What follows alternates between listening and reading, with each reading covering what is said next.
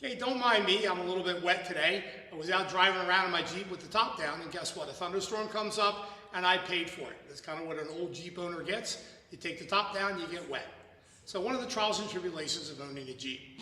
Well, I've owned Jeeps most of my entire adult life, and I absolutely been obsessed with them since childhood. And some people in my family weren't so obsessed, and one of them was my mother and one was my father. My mother, when I drove home with my first CJ7, which was the vehicle of my life, I was so happy with it. Sitting in that Jeep, driving down with the top down and the doors off, holding that stick shift, I felt like this is the vehicle for me because this is me. I pull on the driveway and my mother walks out and says, "What is that?" I said, "It's a Jeep." She says, "Well, I sort of know that, but it's not yours, is it?" I said, "Yes, it is." She says, "You own a Jeep? That is one of the most irresponsible things you've ever done.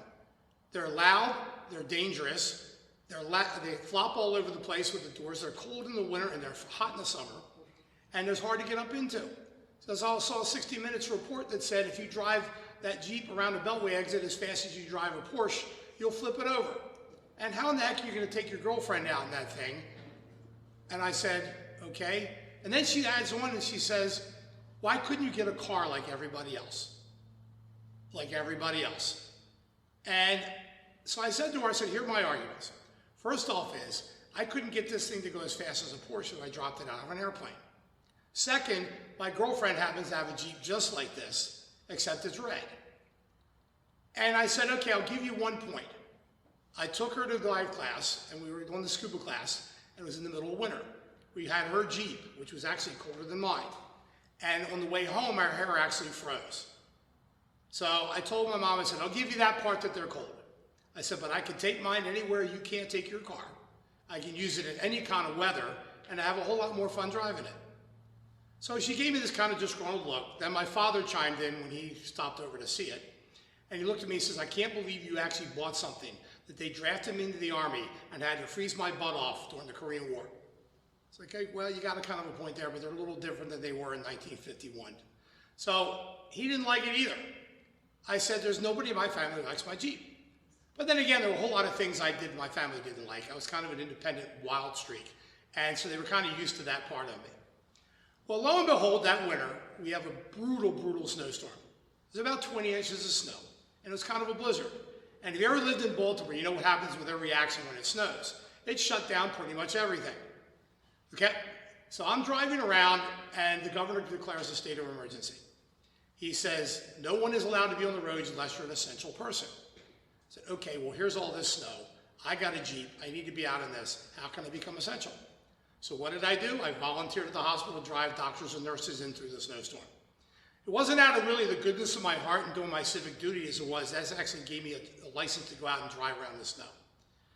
Well, my mother calls me up and says, "What are you doing today?" I said, "Well, I'm out running doctors and nurses to the hospital." She said, "Well, is there any way you could come by and take me over to Sandy's to get my hair done?" And now mind you, Sandy, her hairdresser, actually had her shop in her house, and all her people had canceled.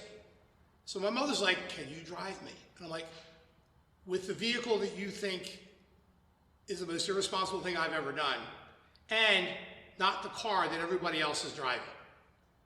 And she kind of looked at me and said, "Yeah, that's kind of what I mean."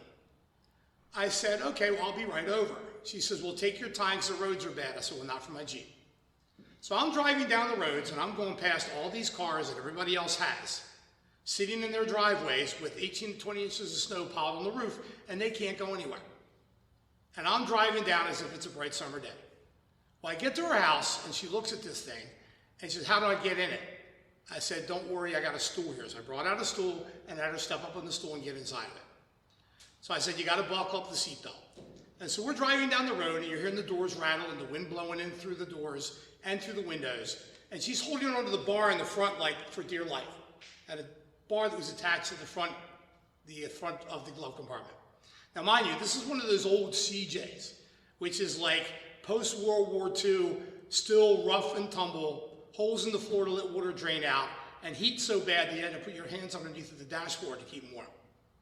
So I drive her there, and she's looking at this thing like, this is my salvation. She says, "This thing is really good in the snow." I said, "It's only doing what it was born and bred to do, and that is this." So finally, I'm making a believer out of my mother that maybe this Jeep that she thought was the worst mistake I ever made actually serves a purpose and is really good at what it does, and actually really good at what it was designed and built for. So then on the way home, she says, by the way, is there any way you can stop by the store? I'm short on this and short on that. So I pull over to the only store we can find open, walk in, and I buy her all her food that she needs and everything else, load it back in, and then take her home. She says, oh, by the way, while you're here, can you start shoveling the driveway? So of course, I shovel the driveway, and then I go home. The funny thing about it was that in life now, we always dwell on the weaknesses and not build on the strengths. A Jeep is not a Porsche, and a Porsche is not a Jeep. And too many times, instead of worrying about making the Jeep the best Jeep it can be, we worry about changing Jeeps into Porsches. In other words, we worry too much about making sure we get what everybody else has, and we worry about what everybody should be doing and making sure we try to convert things to other things. And I looked at it and said, I have no desire to have a Porsche. I love the Jeep. The Jeep is me. The Jeep does what it does and does it very well. The Porsche does what it does and does that very well. And again, we spend too much time worrying about dwelling on other people's weaknesses. It's kind of funny how we don't sit there and dwell on our own weaknesses. We sit there and criticize other people and say they're not good at this, they're not good at that. Oh my God, they're too this, they're too that. And not realize that a lot of those perceived weaknesses we say everybody has are actually their strengths.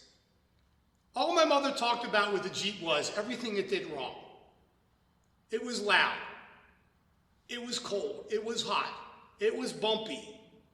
It was hard to get into. Not one time did she ever look when I bought the Jeep at, God, this does that good, this does that good, this does everything else good. It took her finally getting to know a Jeep and getting in one and driving through a snowstorm before she recognized that there were actually really good things about the Jeep. And those good things it did very well. So we need to go back now and say, quit worrying about other people's weaknesses. Every person that has a weakness has a strength. So regardless of what your child is good or bad at, you need to look at those are strengths. A lot of the things my parents used to complain to me when I was a child, being too hyper, talk too much, can't sit still, are now my best assets in the job I chose. Because that's what I do all day. My mother said to me, well, why can't you be an accountant?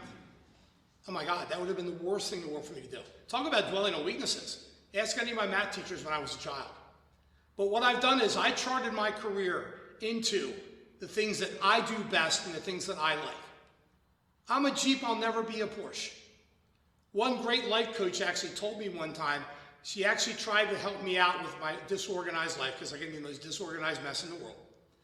And the one thing she never tried to do was to change me into something else. Instead of changing me from a Jeep to a Porsche, she changed me into just a much better Jeep.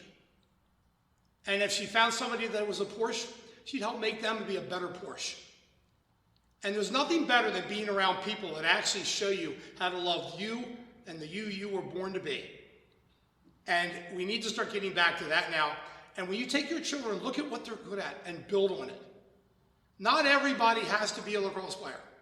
Not everybody has to be a soccer player. Not everybody has to be a doctor or a lawyer. And everybody has their gifts.